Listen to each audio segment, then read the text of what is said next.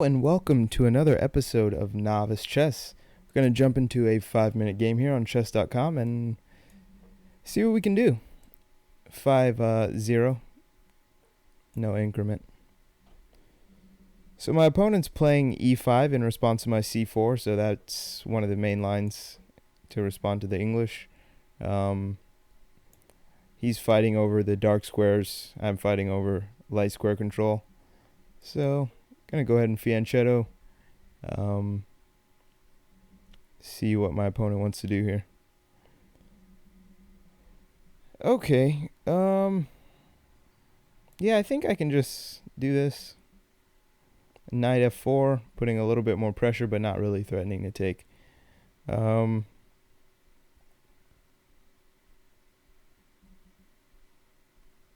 I think d3 is just the most principal move here. Not only is it supporting c4, it's giving my bishop some scope. Maybe I should have even played bishop g5 first before castling. Because I think h6 may have been actually a viable move. Because usually in English positions, white doesn't mind taking off these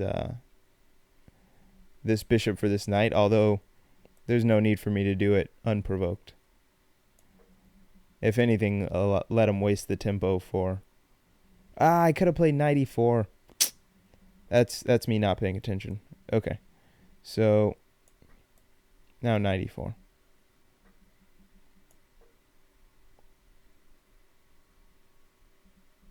And here my opponent is probably just busted. Very close to it. Yeah, actually my opponent is just busted here. I'm pretty sure. So it'll be interesting to see how he gets out of bishop takes. Bishop takes, pawn takes, and then what is it? E3. He's defending this actually. For some reason I wasn't paying attention to the fact that this bishop is covering g4. But yeah, I mean, this should be pretty decent, I think. Threatening queen h6, bishop or knight f6 after that. Not really sure what he does about this. Oh, wow. Okay. Can I just open this position up with f4? Wait. King h1, f4 to stop any, dark squared bishop assault here. f4.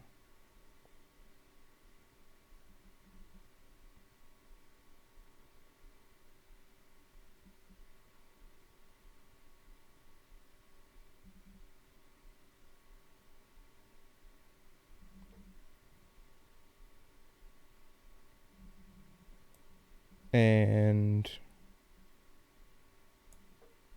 here.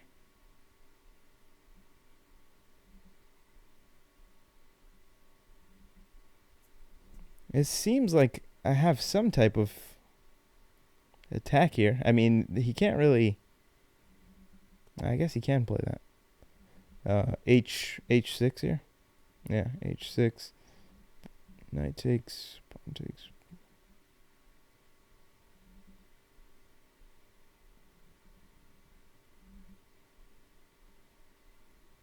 Yeah, he can do that. He can do that. And then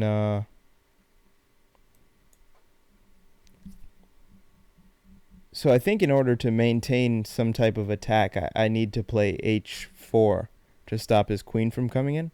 Is this correct or something else? So pawn takes, queen comes in, queen takes, pawn takes, and then I just win a pawn. But then his bishop gets in.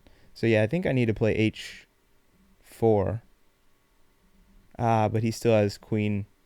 Okay, so his queen gets in regardless. So let's go ahead and push these pawns just to get the position a little bit more open. If he wants to trade queens, there's not much I can do about it. But perhaps I can play something along the lines of bishop f3 to at least recapture and develop a piece. or improve a piece, I should say. At the moment, my bishop is doing pretty much nothing. So if my opponent wants to trade, then he's going to have to allow me to develop my bishop or improve it. And then I'm going to attempt to open this up and crash in on the 7th rank here. Okay, my opponent's taking a good think. That's nice. Really, he needs to just nullify my queen's attack. And actually, maybe I should take the queen if he offers a queen trade, because then I can choose which pawn I'd like to capture with. So, okay, yeah, takes, queen takes, and then I can go e takes f5, e takes f5.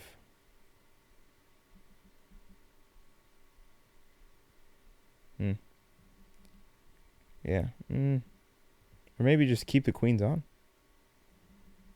Oh, yeah, that's probably another option. Keep the queens on. Cause a few more problems for my opponent here. Oh, yeah, that's a good idea. I don't know if this is the best square. I just wanted to make a fairly quick move. So, yeah, this is going to open up very, very soon. And hopefully my opponent's slightly weaker king position allows me to gain some sort of advantage here.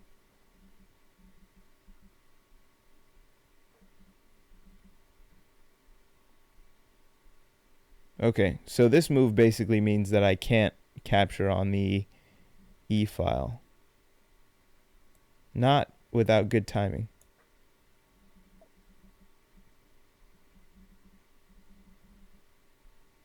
Capture F takes E, I mean, but now I'm threatening it. So after this pawn takes, I believe I have this. Because, and he has to take with the queen. But there's no way to save this pawn, correct? So, is there a way to keep queens on?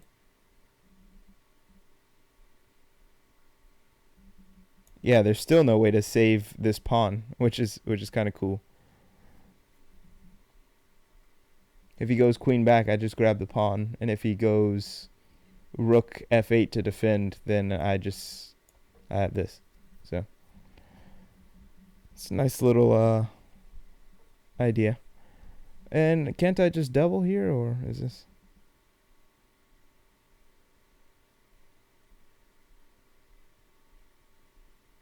Yeah, I believe I just double here, and I should be in good shape. Also defending b2. Oh, actually not defending b2. Whoops.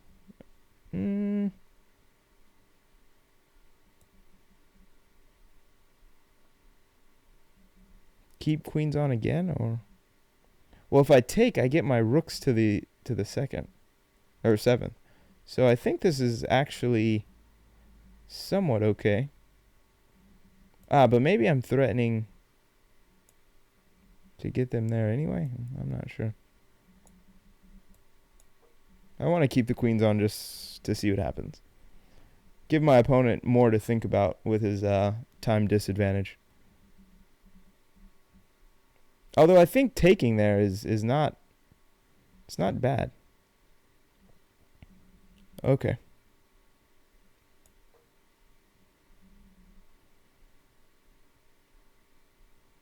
Is D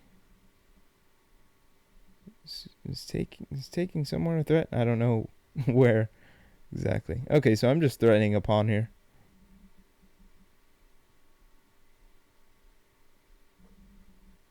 Okay, take here. Wait. Where does this bishop go?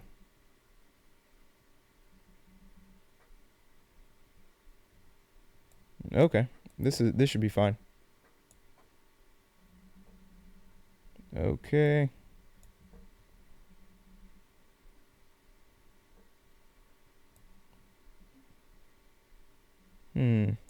Is taking here appropriate, or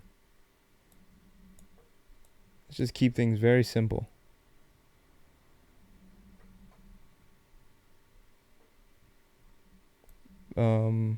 Here.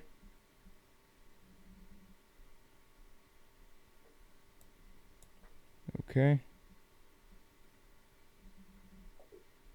All right. And we went on time. What's happening here? So, see, 3 versus 2, bishop and rook versus bishop and rook. The only real difference is my opponent's pawns are isolated. Theoretically, probably a draw, but at our level, there's still some fight left in here. So, I mean, I can try and get my king to a position where it blockades one of his pawns. But yeah, it's hard to win this here. I mean, unless one of us blunders, it should still be a draw, though, I think. Because at any given moment, he can push a pawn and isolate one of mine. Yeah, so something like f4. And then what do? If I push the pawn, he reconnects his pawns. So I have to take, and, he wins that pawn shortly after, if not immediately after. So then we just have a rook and bishop versus rook and bishop. 3 pawns. Pretty much a draw. Was there anything I could have done earlier?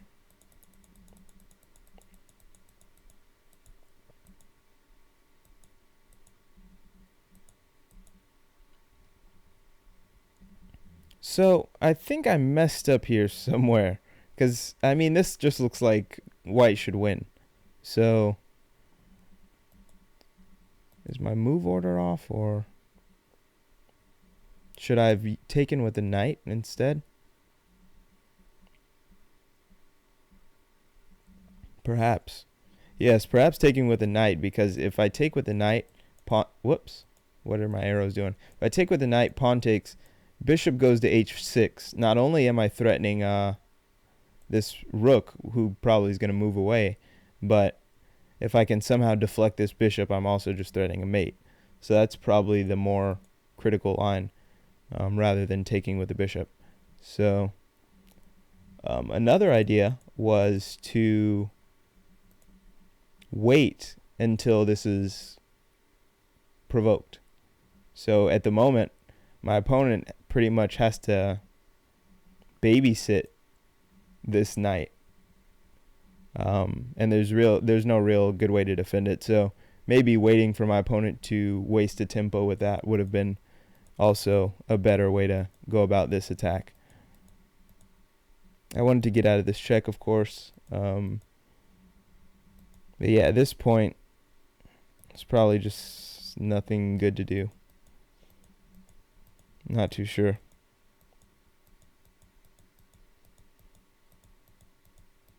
Keeping the queens on was definitely more of a time strategy than anything else.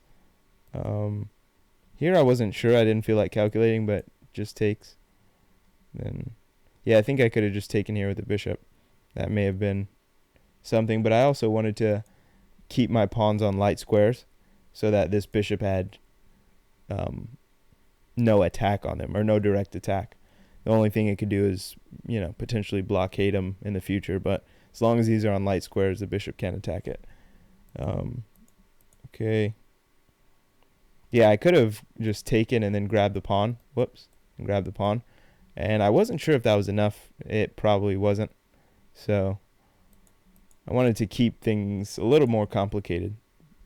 Okay, hope you guys enjoyed that episode, and I will catch you guys next time. Thanks for watching. Bye-bye.